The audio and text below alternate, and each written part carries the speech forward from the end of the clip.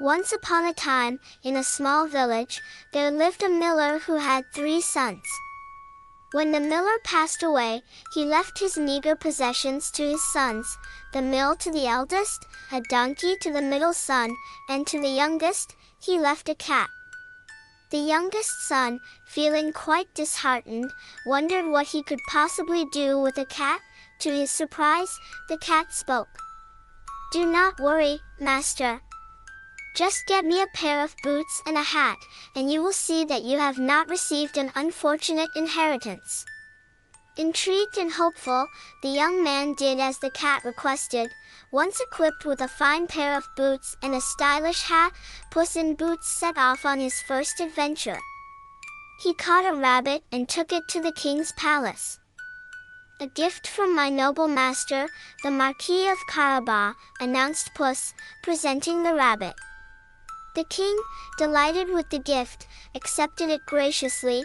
Puss continued to bring gifts to the king for several weeks, each time attributing them to his master, the Marquis of Carabas.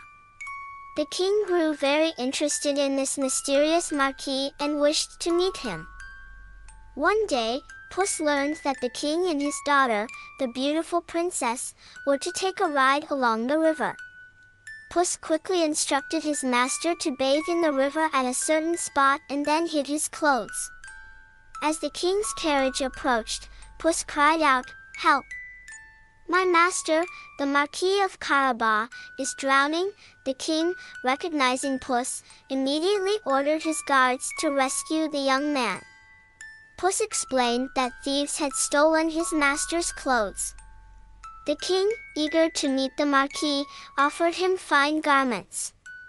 Dressed as a nobleman, the young man cut a handsome figure, and the princess was instantly charmed by him. As they continued their journey, Puss ran ahead to a vast meadow where peasants were working. "If the king asks who owns these lands, you must say they belong to the Marquis of Carabas, or you will be chopped into little pieces," threatened Puss. The peasants, fearing for their lives, agreed. When the king passed by and inquired, they all proclaimed that the fields belonged to the Marquis of Carabas. Puss repeated this trick with various other lands and properties until they reached a grand castle owned by a wicked ogre. The clever cat approached the ogre and, with flattery and cunning, convinced him to demonstrate his shape-shifting abilities. The ogre turned into a lion, then a mouse. Seizing the opportunity, Puss pounced on the mouse and devoured him. Thus, Puss claimed the castle for his master. When the king arrived at the castle, he was amazed at the wealth and grandeur of the Marquis of Carabas. Impressed by his lands and his apparent nobility, the king offered his daughter's hand in marriage to the young man.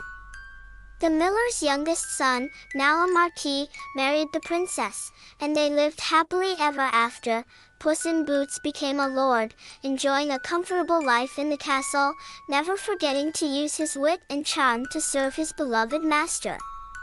And so, the miller's youngest son and his clever cat lived in prosperity and happiness for the rest of their days.